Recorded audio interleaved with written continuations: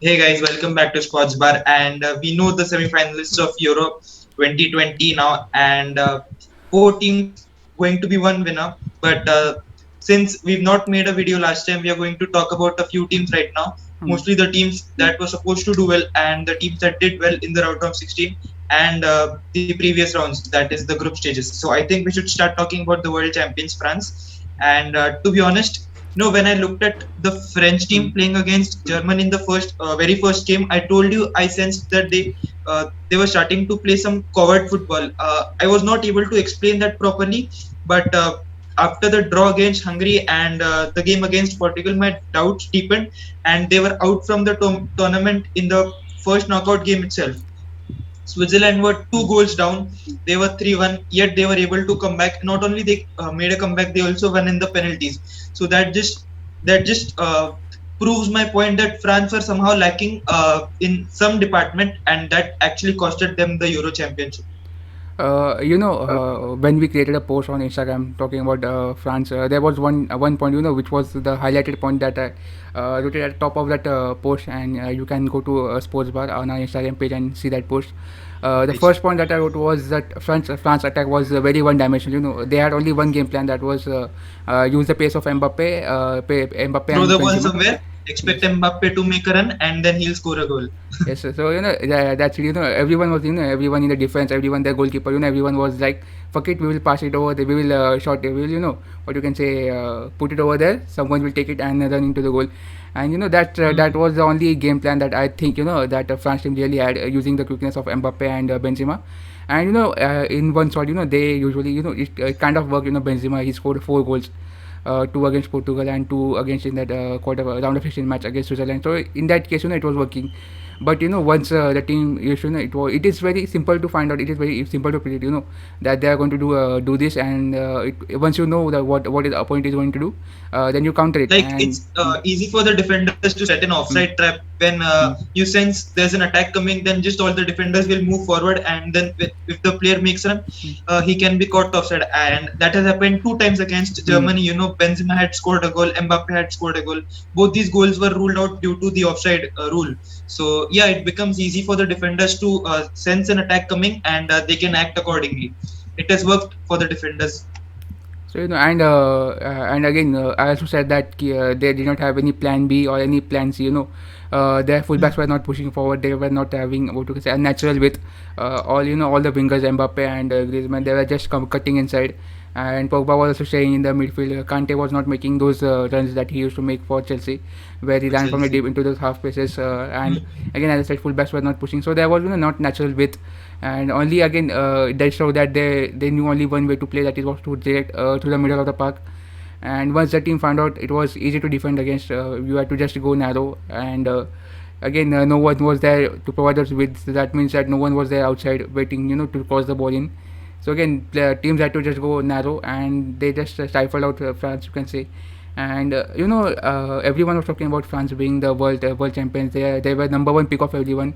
Wherever, whoever I saw, whoever's prediction I saw, they firmly said that France is going to win this one. France is going to win this one. Everyone was predicting France as their Euro champions. But after, watching those 2 3 games, it came to my knowledge, after looking what they were doing. I saw that, maybe, they might do something against big teams like Italy and Belgium, because those teams, like to have that, Belgium and Spain also, those teams like to have position. And France are kind of anti-position, where they just like to rely on their counter attack. They just rely Counter on attack. that pace to create those chances. Even if they don't have position, they are fine with it. So I thought maybe, they might do well against teams like Italy, Belgium, and Spain.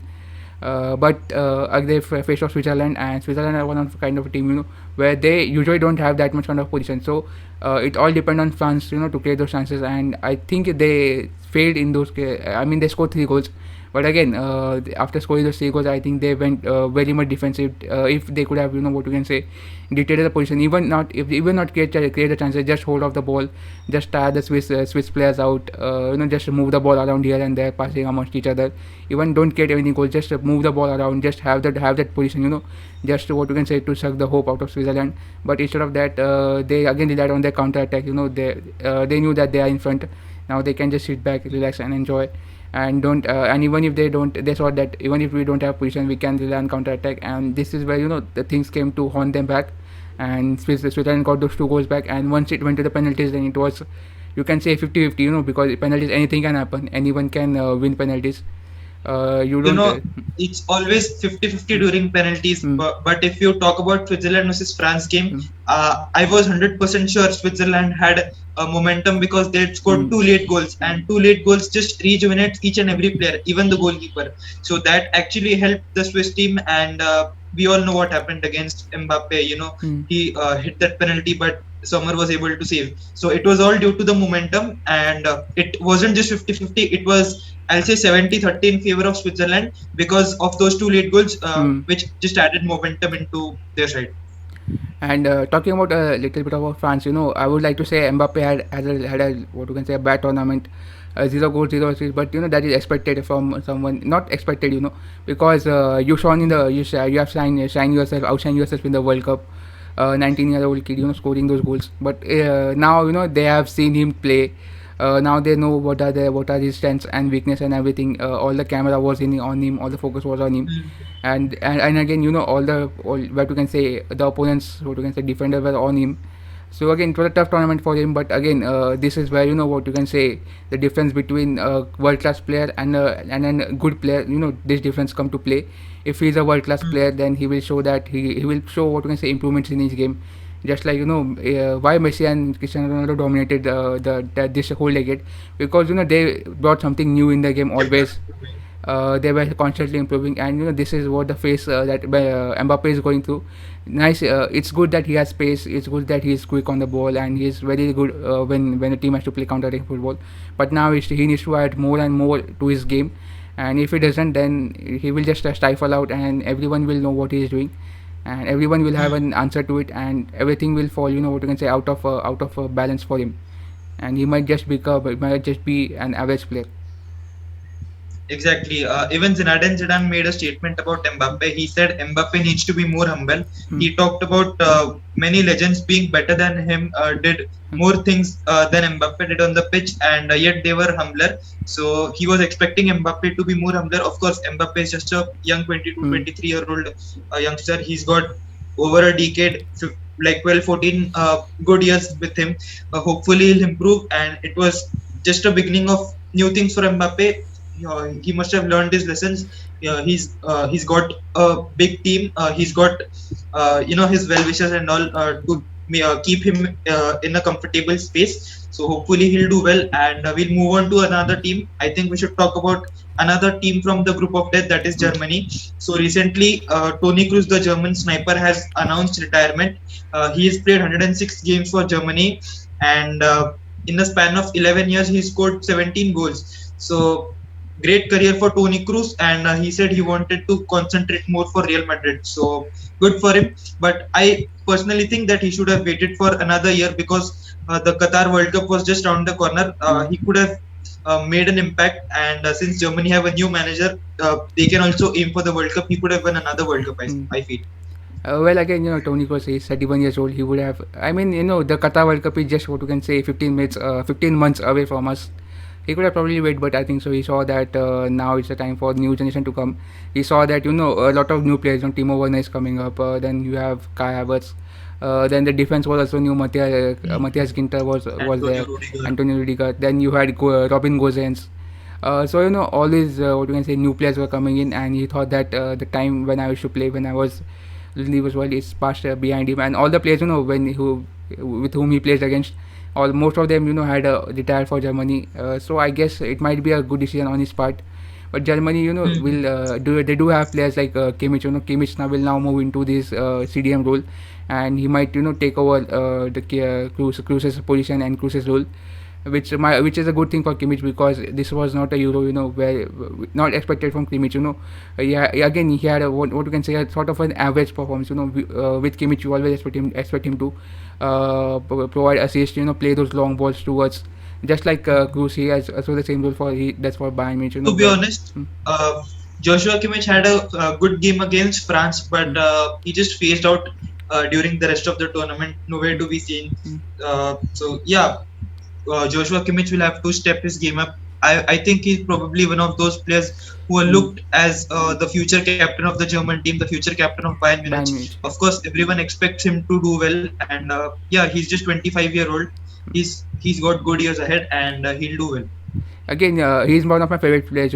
As you say, I like to see those. I like midfielders very well, and especially those midfielders who can play a perfect long ball. What you can say, sniper role. Play those Xavi perfect long Alonso balls. type players. Yes, so again, I like those kind of, and Kimmich is one of my favorite players. And this was what you can say as a Kimmich fan. It was not a great turnaround for him. Attacking wise, he was phasing out, as you said. He was literally phasing out. Defensive wise, he was getting caught on by players like Mbappe and the German England player as well. Luke Shaw and Sterling dominated that left side in the round of 16 game. So again, as you said, he was phasing out in attack and did not contribute much in the defense, leaving those left hand spaces open. If you look, I think so. Germany considered one against France, two against Portugal, two against Hungary, 5-7. Out of the 7 goals, four goals. I guess 3 or 4 goals were from that left from that German right hand side. Where Kimmich left that position open.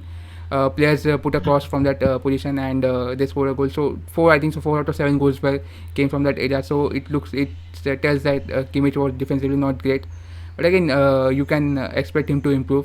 And another thing, I found out that Germany were not doing good. As you also questioned me that Germany have a lot of position, they have a lot of players. Why are they not what you can say creating those chances, scoring those goals? And one of the things that I found out that they need someone like Timo Werner alongside. They need someone to play with him.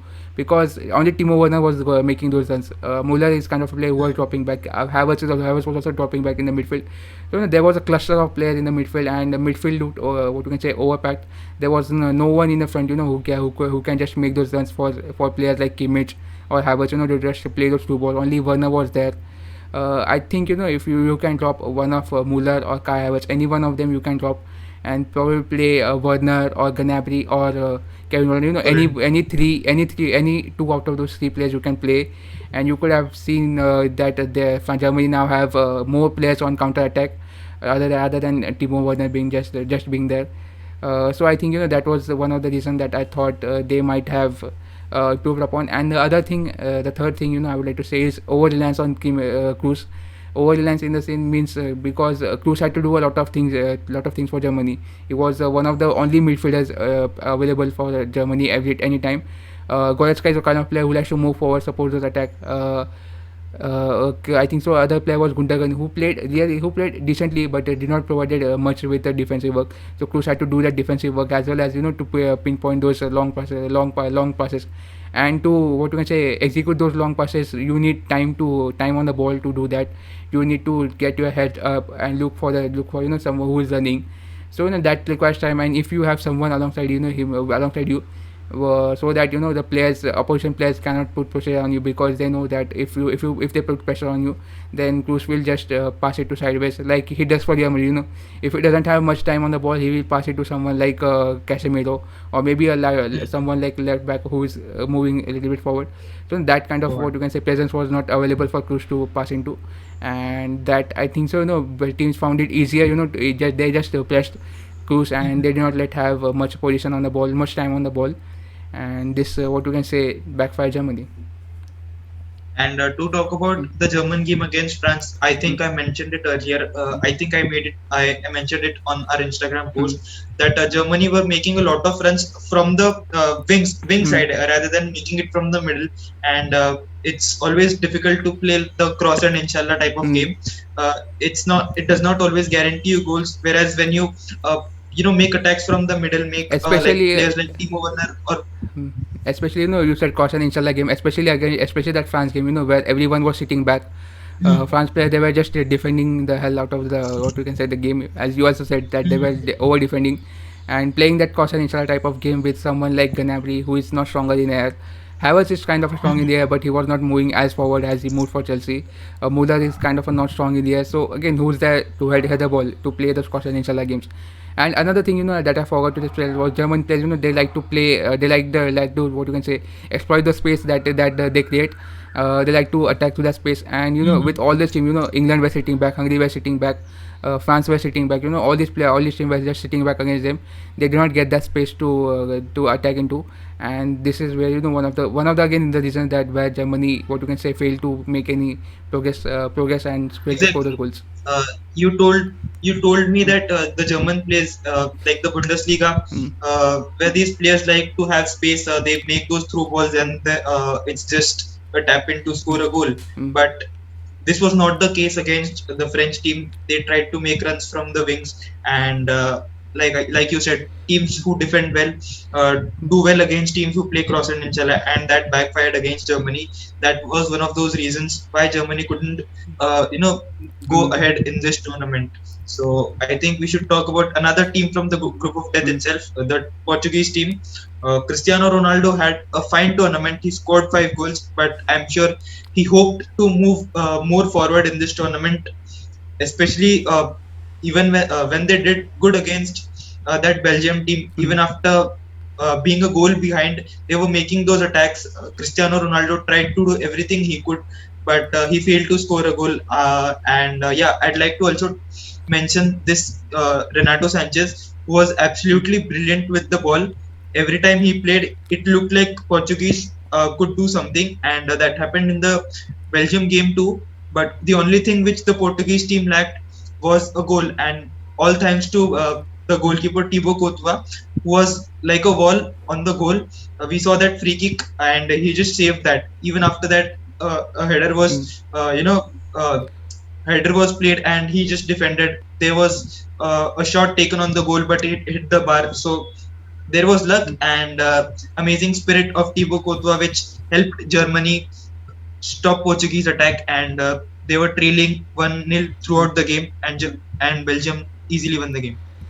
See Portugal, with Portugal, there's a lot of what you can say attacking input in the team right now. This is not the team that was in the 2016. This was one of the better, what you can say, one of the best teams. That they could have put, and this team was far better. The quality was far better from the one they had in 2016. 2020, this 2020 team was, what you can say, one of the best in the team, and they were my top five favorites to win this one. They had Bernardo Silva, they had Bruno Fernandes, they had Diego Jota, they had Ronaldo, they had Joao Felix. They had so many attacking options, you can say. But the one thing that I saw in Portugal's team was there was, what you can say, no cohesiveness. Everyone was sort of playing for their, not for their own sake, but they were just playing with themselves. They were not trying to, what you can say, get mingled with other players. Just try to make those, what you can say, collaborate with one another. To create those chances. You work as a team rather than being a group of Mhm. individuals. So that kind of sense, what team building sense was not there in the team. And again, the system that the Portuguese team played, it was, what you can say, again, as I mentioned, France system was also not great. They just played one divisional football. I think so. The Portugal coach, Fernando Santos, I guess his name is. He thought about, that, see, we did this in 2016 and we won the whole thing out of nowhere. What if we do the same? Now we have got some great players. We could do the same thing, and we probably should win this one. But again, that team, again, this team was, there's, what you can say, a clear day and night difference between this team. And they need someone, what you can say, who can bring most out of this player, who can play an expansive, full intensive and attacking football. And there should be some little bit cohesiveness. I guess Joao Felix, could have played in the midfield. They could have gone with Joao Felix, Renato Sanchez, and someone like Danilo Pereira in the midfield alongside Ronaldo. They could have played Ronaldo as a striker alongside Diego Jota and Bernardo Silva. So this kind of things, can be looked upon. And I guess, maybe, if 20, I don't think they might be going to change the coach. But if they do change the coach, they have 1 year to prepare. And this team, this current team can definitely win that 2022 Qatar World Cup. But they need someone else to for that. And I don't think Fernando Santos is the right man to do the job right now. Exactly. And Mm, since you were talking about team bidding, I'll mm, talk about one incident that happened against France. mm, When Benzema was about to take penalty, you could mm, see Pepe Pepe. pointing towards Mm, the side of the net which Benzema was about to score. mm, But that's exactly the side which Rui Patricio did not jump. He jumped the opposite side, and Benzema scored a goal. Pepe, you could see Pepe Mm. getting angry. Of course, it was his right. He had told him correctly. He knew Benzema. He played with Benzema for like 10 years, and he knew what he could expect. You could expect from Benzema, and he did not listen. Had he saved that penalty, which could have been a reality, Mm. Portugal would have played some other team. Portugal could have advanced into this tournament forward, and they would have had a chance to win this tournament too.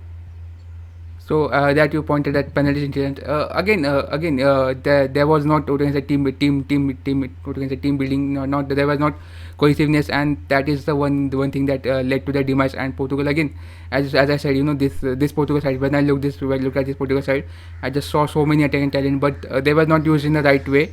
And probably someone else, maybe someone coming from the ranks, some other Portuguese guy, maybe they might go for a job manager change, but I think they should go for manager change. And if they somewhere bring someone in who is going to deal with all these players, because again, with big players comes big egos, and you need to handle all these egos and into a one team. And again, make use of these players, and you might win. This might be the golden age of Portugal. We say golden age right now.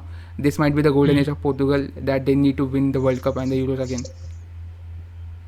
True. And so I think we've talked enough about Portugal. We should move forward. Mm. And I think we should talk about the Spanish team. Mm.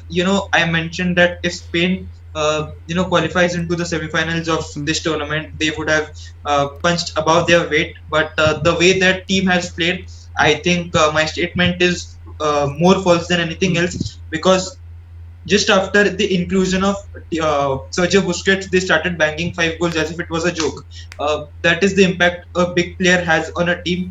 I think he was the one player which they missed during the initial games of the tournament, and the Mm. moment he came in, the Spanish team looked very perfect, and they are now into the semi-finals. Of course, they're facing Italy. Italy are the firm favorites to go ahead. Uh, in the tournament Mm. in that game. But you cannot sleep over this Spanish team. This Spanish team can upset Italy and qualify into the World Cup. The UEFA Euro Championship finals, and might probably win too, because they've got a manager who has experience of winning. He was the Barca coach during the 2014-15 season when they won Mm. treble, so he knows how to win, and he can make the most out of this Spanish team if they make it to the finals, if that happens. See, the Spanish team. I would have said this multiple times. If you read my blogs on Pythagoras in Boots, I have mentioned over there also as well. This Spanish team, for the first two games, it looked like they were what you can say, waiting for the opportunities to create. They were just passing and waiting. Something would happen. There might be some gap in the midfield. Someone would have, what you can say, forgot to mark his marker and left some space. They were waiting for those kind of things, and while waiting, they were just moving it side to side. They were just passing it here and there, and waiting, and what you can say, the time went on. And after what you can say, इतना इंतजार किया कि time ही निकल गया उनके हाथ से, मतलब इंतजार कर करके. So that was the kind of a thing that was happening with France. And after the what you can say second half, first half also they did not play really well, but in second half with the inclusion of Ferran Torres, Pablo Sarabia in the team, those kind of a player, there's a whole system change. They were what you can say now playing a more little direct football. And as you said, Busquets, give that what you can say, he's such kind of a player. He's again a kind of a sniper. He's again someone like a Tony Cruz as well, who can play those long balls accurately into the part of a team. And with those, he can move it quickly as well, because what the one thing that they need was quickness. Because if you are moving ball along the side from side to side, you need to move it quickly so that you can what you can say catch your opponents on off guard. They might, in process of moving from right to left, your opponent might leave some space here and there. And they were moving quickly, and and with that, they were great getting playing direct football. Morata was dropping in alongside him. Another defender came in to mark him, and that created some space behind the defense. And someone like Koke was just running into that space, making the diagonals and between the centre backs, and getting a through ball opportunity to the goalkeeper. And their flanks, their what you can say, their Ferran Torres and Sarabia, who were their wingers, were pushing outwards. We were playing on the wings, staying there, and letting what you can say, letting Pedri and Koke come inside, playing in those half space. it is difficult to what you can say explain this in the video. But if you would, I will leave a link down in the description about this, about the Description. Spanish team that I wrote about, the article about Spanish team. Mm-hmm. There you can visualize it. I've added some images there, you can visualize it. But again, the one thing I would like to say is Spain, they what you can say, increase their intensity. They were now playing with a more direct approach, and they were not waiting for something to happen. They were creating those chances, they were breaking down the opponents, and this is why they were scoring 5 goals like it was a joke. And again, these are the True. two main reasons: intensity and directness, which resulted in Spain scoring 10 goals. There's two players I'd like to talk Mm, about in the Spanish team. One is Alvaro Morata. mm, We all know how Alvaro Morata was going mm, through a tough time. He's had personal issues since fans were mm, commenting bad things on his mm, posts, calling him names, telling bad things about his kids as well. Yet he bounced back. He scored those goals. He helped his team win that game against Croatia. I remember Croatia had momentum, scoring two late goals. mm, They were going into the extra time with 3-all, and this guy Morata just changed the entire way the game was being played. He scored that goal. One goal brought another, and mm, we could see Spain marching through. And since we were talking about Morata, he scored those goals. And there's one player exactly opposite, that is Gerard Moreno. I mm, expected him to step his game up, score those number of goals he does for Villarreal with Spain, and that unfortunately did not happen. He could not step his game up. That one game, mm, I think against Sweden, the first game of mm, Spain, which was nil-nil draw. That was the only game when he looked like he could do something, but other than that, he was not the mm. exact player we expected him to be, and he was bang on average. I really expect more things from him. Maybe if he starts in more games, if he gets more chances, he can do better. Mm. But he really did not play up to his potential, and he can do really better than what he did in this tournament till now. Gerard Moreno is he did not get much chance. Alvaro Morata, even though what you can say is not he was not scoring that goal in against Slovakia and against Croatia. He was dropping deep, and against Switzerland as well. He was dropping deep. As I said, he was dropping deep along with him. Player was marking him, came to mark, came nearby him, and that left a space. And these are kind of players, what we can say, these are kind of things which get overlooked, and people always look for goals and assists. And some who know football goes to look out for creative chances created and all, key passes and all. But these are some kind of things where you don't have, what you can say, you don't direct the game, what you can say, directly, but indirectly, pulling players here and to pulling players out of that position. These are the kind of things you can do, and this kind of should also be what you can say, thought about when we are what you can say, Mhm. evaluating a player. These are the things. Timo Werner also is really good in pulling those players, creating those spaces for his teammates to run into. He's also one of the players I like, because, and that is the reason why they get picked each and every time, because they have this ability. Mhm. Players, they know, defenders know how quick they are, how pacey they are, and you cannot leave them alone. And they attract defenders to Mhm. him. They are like a magnet for defenders. Attract towards them and create chances somewhere, create spaces Mhm. somewhere else. And these are the reasons why Alvaro Morata gets picked over Gerard Moreno, and he will also get picked against Italy. And if Spain plays in the final, he will get picked over there. But yeah, these are also kind of things which you should consider while Mhm. evaluating a player. All right, Mm, so I think we should move forward, mm, and we'll talk about the Croatian team. mm, There's not much we can talk about this Croatian team, because even though they've got a few players from that 2018 World mm, Cup, they're still not the exact same team. They're very different from what they played in the World Cup.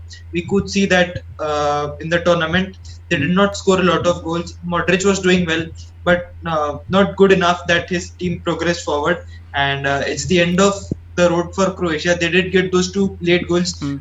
They made sure that the game was like very exciting.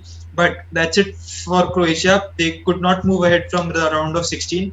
Uh, 3 goals for them in the knockouts, Mm. and they are out of the tournament now. This Croatia team, they certainly missed Rakitic in the midfield. They seriously missed someone like Mario Mandzukic, who Hmm. could they could rely on scoring those goals. They did miss that kind of player. But again, they had what you can say, Kovacic in the midfield, who is again shown, who has again played really well for Chelsea. but sadly, did not did much for Croatia, and they had to rely on the brilliance of Modric again. It was his brilliance against Scotland. Croatia, I think so. They were drawing 1-1 against Scotland, and this guy Modric came out of nowhere and scored those wonderful goals. Scored that, I think so, curler Yeah, that out. Yes, that outside the foot shot, and they had again rely on 35-year-old Modric, and this, what you can say, there was there was Perisic was also absent as well, because I thought if Modric is not there, then Perisic can certainly make that difference, but he was out due to an injury. So yeah, this Croatia team really struggled to clear the chances, and really relied too much on Modric, and again did not expected much from this Croatia team. Sure, it would have been, what you can say, and upset if they would have defeated that Spain team. But they came close. But again, the better team won that day, and Croatia did not expected much from them. And what you can say, it was deserved that they lost out at the round of 16. exactly. So, like I said, there's not much we could talk about this Croatian team. We should move forward, and I think we should talk about Switzerland now. Hmm. Switzerland are through.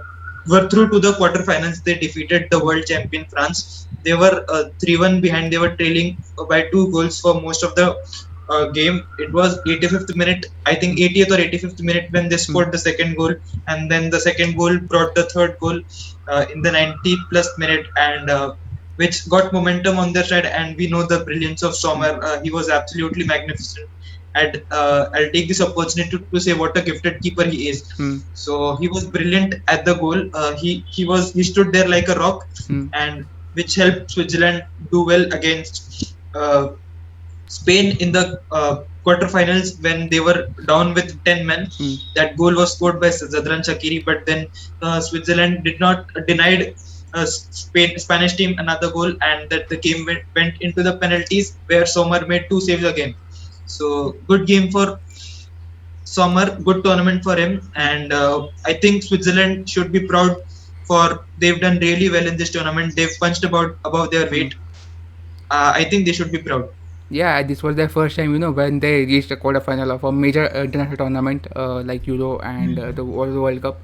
So they should be really proud with themselves. And they took Spain to the limit as well. They took the match to the penalties. Even they defended with 10 men for 30 plus 15. I think it's 45 minutes. They defended with 10 men for 45 minutes.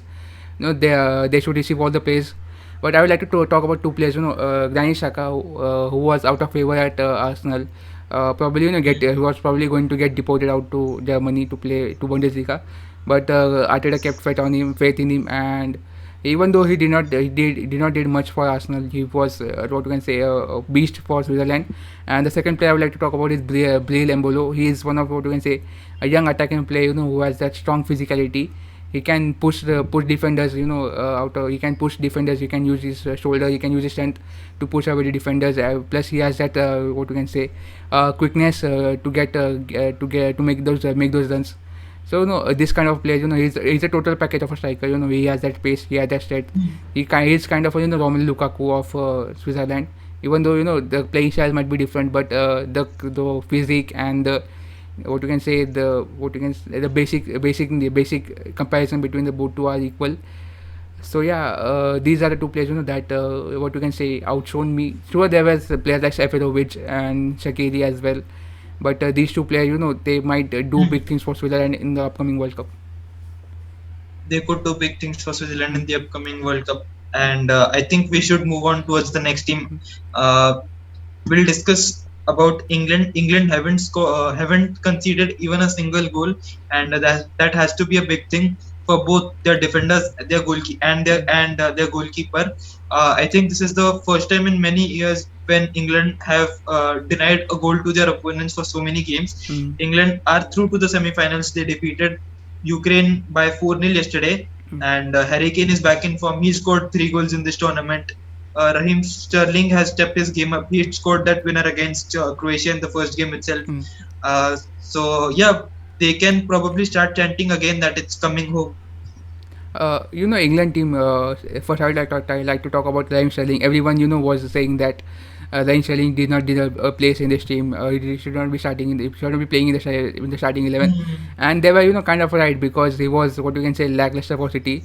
not a great player that he was to 1 or 2 seasons prior to that. And everyone were talking that why Sterling playing, and he showed why he was playing. And there are some players which we can talk about, Declan Rice or Calvin Phillips, those two holding Harry down in the Maguire midfield. also. Harry Maguire as well. He missed those first 2 matches, but again came back, and he's what you can say a talisman in defense. Organizing him, sort of a main leader in the defense. So everything right now is good for England, but I am just what you can say. England, and especially Gareth Southgate is kind of very unpredictable for me. He can do anything he wants, and sometimes it's hard to what you can say predict what he's going to do, and he's really unpredictable for me. So I'm thinking they might fuck up somewhere else. He might cock something up, and there might be some problem which can be resulted in the pitch, and they might lose out again as they did in the semi-final. They played really well against Croatia, but they got lost to them in the extra time.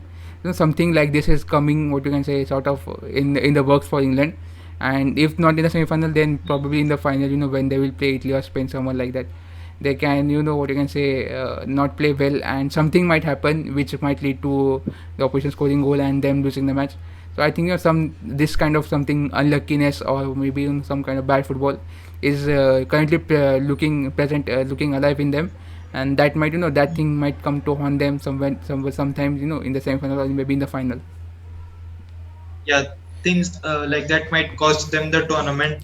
They have done really well up till now.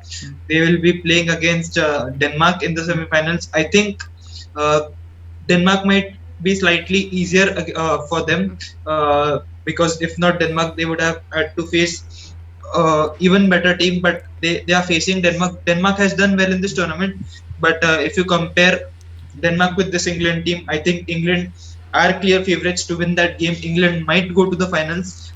Most likely they'll go to the finals. They'll play against Italy mostly. That's what And I predict.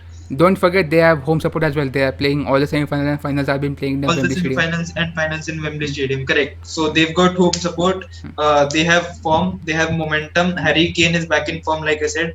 So yeah, England should defeat Denmark. They should make it to the finals, and it will be exciting to see what happens in the final. Mm. That will be their ultimate test, because they'll be facing a world beater Italy side. Italy Mm. are a unit which can cause problems to this English side. So yeah, it might come home because they've got form and momentum, but you never know. Yes, and England, again, as I said, there's some kind of an unpredictability with the squad, and there's something, in the works that will go against them. Maybe against Denmark, I'm thinking that maybe Denmark will outplay them again, because Denmark have that players, they have Maile, they have Dansgaard, they have Platfe, they have Dolberg. Their front three, what you can say, can we move to Denmark because we okay, so we are moving on to Denmark. They have those front three, the Damsgaard, Bethwaite, and Dolberg. All three of them can work on their own. They have their space. They have trickery in their locker room. They can go one on one against the defenders. All three players they can play individually as well. They don't sometimes they might not require help from the other player as well. Plus they have those fullback who like to push forward. The striker from the left hand side and Maile. I don't.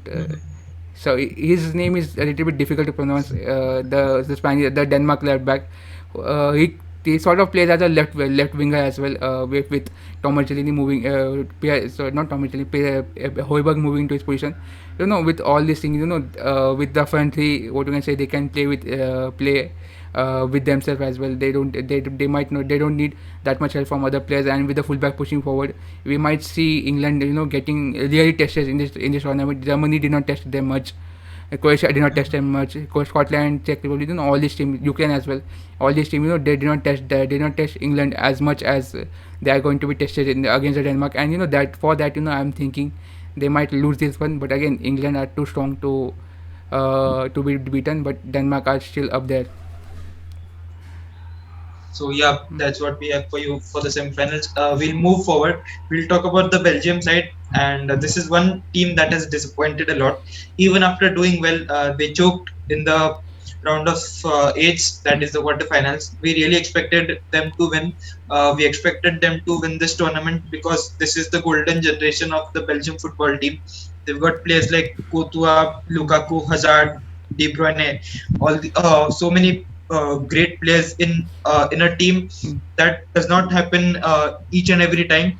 So we expected them to do what the Spanish team did in 2008, 10, 12. mm. We expected them to win this, be favorites in the World Cup again, and go on to win that. But of course, that is in the future. But since they've lost this, they lost against France in the semi-final in the World Cup 2018. So people have started questioning Belgium's ability to hold on their nerves and do well in the pressure situation, and that is not happening. The road will be difficult if this keeps happening, because of course such great players don't play for you every day. Again, if you, as you said, they lost to Wales in the 2016 quarterfinals. They lost to France in the semi-finals, 2018 World Cup semi-finals. If you know, go back to 2014, when this golden age really started. 2014 they lost 1-0, I guess, against Argentina in the quarterfinals. Argentina. 2016 they lost to Wales in the quarterfinals. 2018 they lost to France in France the in the semi-final, semi-final. and now they have lost to Italy. If you look at that, and you can see there's a pattern over there. That this Belgian team cannot, what you can say, rise up to the location and rise up to the occasion Uh, and play against those big team, play on that on that big momentum and big occasion, and they can't, they can't do that. They rise to this occasion, they rise to, now there's only one or two things left to do and they fail over there. मतलब 80% काम करेंगे और बाकी का 20% ऐसे ही, मतलब they cannot do that. And the thing, what अति you can झालं say, शेपूट राहिलं. yes, अति झालं शेपूट राहिलं, we call it in Marathi. So they are not able to fulfill all the things, and they always, always they remain short, and this is why, they are trophyless. And again, as you said, this golden age, this golden generation will not be played for you forever. Lukaku is 28, Hazard is 30, De Bruyne is somewhere around 29. Then all the defenders are aging. Courtois would be around 30, Ivo Witsel is is also around 32. 29. Yes, so probably, you can say the Qatar World Cup is full and final chance for them, to finally win a trophy, international trophy. That is the final chance. This was the penultimate chance. Now the World Cup is a final chance for them to win something. And if they don't win that, then I guess, they are, what can I say, at 2024, 4 years from now, 3 years from now, everyone will be above 30. Each and every player now in the squad will be about 30, and it would be, difficult to win. This is not IPL, where team like Chennai Super Kings can win with Mhm. 30 plus players. This is football. You need all the physicality. You need to bring that, what we can say, Best intensity to the players. game. Intensity to the game. Old players, probably, with two or three old players you can play, but you need intensity in football. You need to press high. You need to move forward constantly. Move here and there on the pitch. And with all the players in their 30s, it might be difficult for them, and they might need another generation, bunch of generation to probably win. But Qatar World Cup is a final chance for them to win The something. final chance. Correct. Exactly. And like we all know, success inspires. Mm, So if mm, Belgium goes on to win that World Cup, they might inspire a mm. whole bunch of great new footballers, young footballers, to do well, and that could start a new revolution in Belgium football. So moving on from Belgium side, I think we should talk about. I think we've talked about most of the teams, and we I'll let you forgot choose. I think we forgot Netherlands, I Italy. guess. Italy and Netherlands, we Yeah, forgot the big teams. Italy. Yeah, we've got Italy and Netherlands. I think we should talk about Italy first. Mm, Italy are through to the semi-finals, and Italy are my favorites to win mm, this Euro Cup right here onwards. Many fans mm, said that this Italy team are dark horses who might spoil parties in the knockouts or in any games. But I think that is not true. This Italy team is a very good Italy side. They can win this. They have it in themselves to win this championship trophy, and they've got a great chance. They have to play Spain. They are clear favorites there, and then they have to probably face England again. They can beat England. They've got that in themselves. They've been winning since I think 20 plus games now. mm. They've been unbeaten since 20 plus games. They 32, have I guess. 32 or experience. 33 games, I guess. Yeah, exactly. Mm, 20 plus games. That is 33 games. mm, They've got experience of Bionucci, Shelly Chanchalini, mm, and young players at the front, Kesia and Cairo Immobile, Insigne. mm. So they've got world-beating side with them. They should not disappoint. And yeah, Italy are clear favorites. They are doing really well in this tournament. See, the Italy team, when we talked about Italy, the one thing that came in our mind was defense. That their mentality was, we can outlast Different, our different. opponents, we can defend our way to the victory. But now, with the inclusion of Pellegrini, the new Italian coach, there's a new kind of a mentality going on right now. And this Italy team, they know how to attack. And now, their mentality is we will outscore our opponents, we will attack, and we will win those games while attacking. So again, that old defense along with the new attack, as you can say, this they are working properly. Probably well. Defenders are doing their job. Attackers are doing their job. And in the midfield, I would like to say one thing. In the midfield, there are three midfielders, and all three of them, do different kind of a job. Jorginho is one of the player who likes to stick deep and distribute this ball among themselves. Recycling from one end to the other, another end. Then there are Variety, who's kind of a playmaker. Who's creating those chances for you. And they have Barella, who's pushing forward, who's kind of playing as a number eight, as a number eight. So with this different combination of midfielders, present in the squad, there's a lot of unpredictability with them. And football, you can if there's unpredictability, then you are definitely going to win in football because players, again, defenders would be saying like means. They get confused with all this interchanging role and everything. They get confused, and you create unpredictability, and this is where you shine. And alongside, they have Insigne again. He's given sort of a number 10 role. He's told to roam from the middle of the park to the left of the park. He's told that you can move anywhere. So there's a lot of players moving in and out of the position, and everything this is going on. They have certainly relied on their attacks, and instead of defending their way to the victory, they are now attacking their way to the victory. Exactly, and just like Belgium team, Italy have two maestros in them Mm, in the form of Chancellini and Leonardo Bonucci. They are 36 and 34 years old, so mm, the Qatar World Cup will be the last and final chance for these two as well to mm, finally win the World Cup, have a trophy in their cabinet, mm, and then probably when time comes they'll retire, and when they look back at their career, they'll be happier for these trophies mm, rather than any other trophies which they have won. Of course, so Italy should not miss this opportunity. They should take this mm, chance with both their hands, win against Spain, beat England or probably Denmark in the finals, mm, and have that trophy in their cabinet. They really deserve that. We all know what happened in 2017 mm. when they lost against, I think, Sweden. This Yes, World Cup qualifier. Yeah, exactly. Gianluigi Buffon retired. Mm, The captain uh, Cellini retired, and people expected this Italy team to go down the drain. But with a new mm, manager, he recalled these legend players, gave them specific roles, mm, put out a great project, and we can see Italy are really doing well. And we all know Italy is known for great defense. They have great mm, defense, but this Italy team does not just rely on defense; they attack. They have players like Chiesa, mm, who just take a shot, and they can produce goals even from a half chance. So that is a good thing. And Italy are not just a defensive side; they can mm, attack well now. They have players like Verratti in the middle mm, who can help their attackers create chances for goals. And yeah, will Italy should probably win this tournament, and I'm rooting for Italy from mm. now. And as you said, the manager brought all these old players. He brought Bonucci, he brought Chiellini. He also brought Insigne into the squad as well. He also brought Immobile, who was out of the squad. He Immobile. brought him in the I squad, agree. and most of the players, who were we probably did not know much. We did not know about Locatelli. We did not know about Pessina. He also brought all these players, because he saw what they can do. And instead of going for the big players, he's relying on this player as well to score this goal. And it's probably seen, in once your manager puts faith in you, you play with a different kind of a player. You become a kind of different player, and you will play Mm. with with different kind of confidence. And this confidence is really shown in the players. And even in dire situations, in against Australia, they were probably they were equally matched against Austria, but players like Pessina and Chiesa, as you said, they made that difference. And Italy are probably through right now. And what you can say, they were my third favorite before the start of the tournament, and as you said, they are now becoming one of my favorites to win this one. Exactly. So I think we should move forward, and um, we'll talk about the final team, that is Netherlands or Holland, whatever you'd like to call. um, I think they played against Czechoslovakia in the round of 16.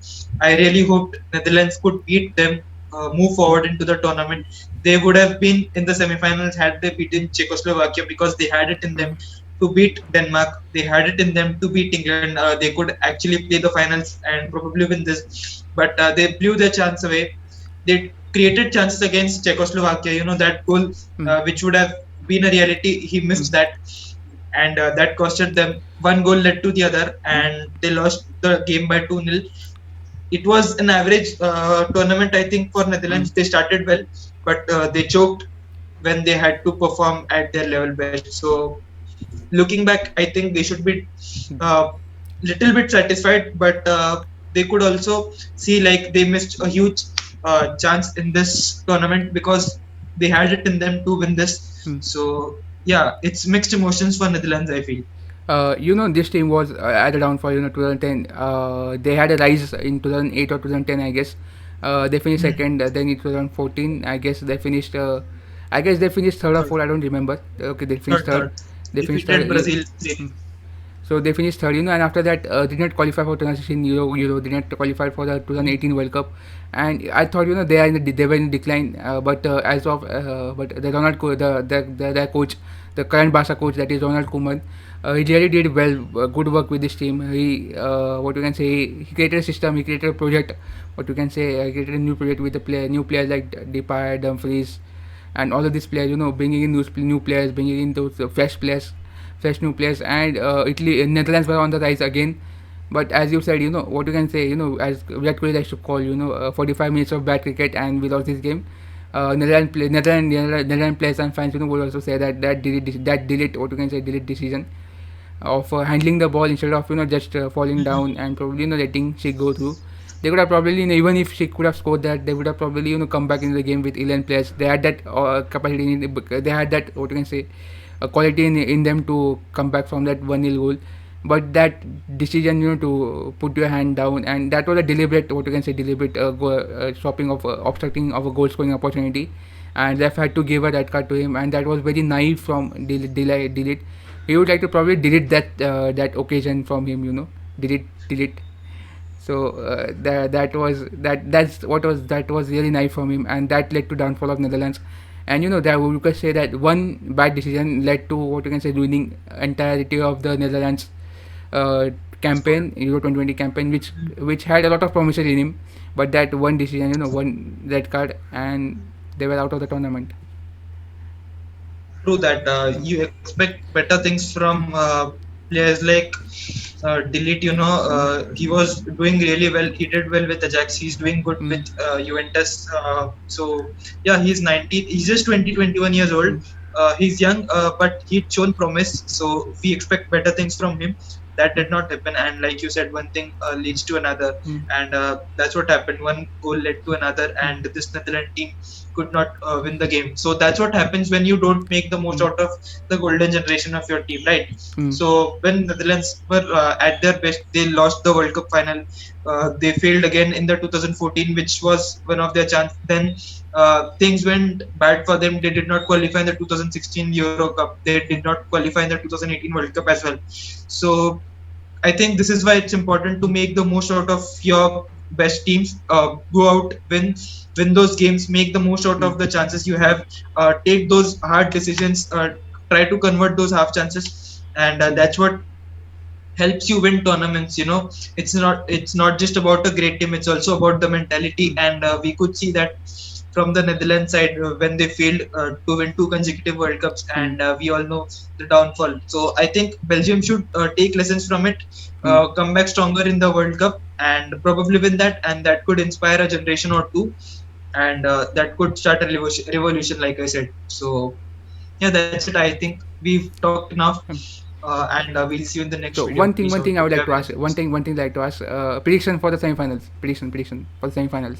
Uh, I think Italy and England will go through. Mm, I think I should not say anything about the scores, but the Spain and Italy is will not have more than three goals. mm, Might be 2-1, 2-all, one.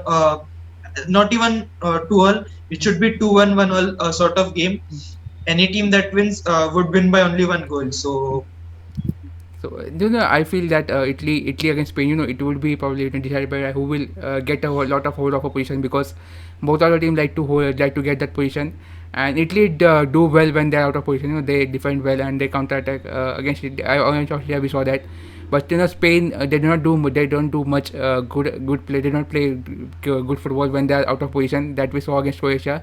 They did not have much position. They conceded 2 goals against Switzerland again as well.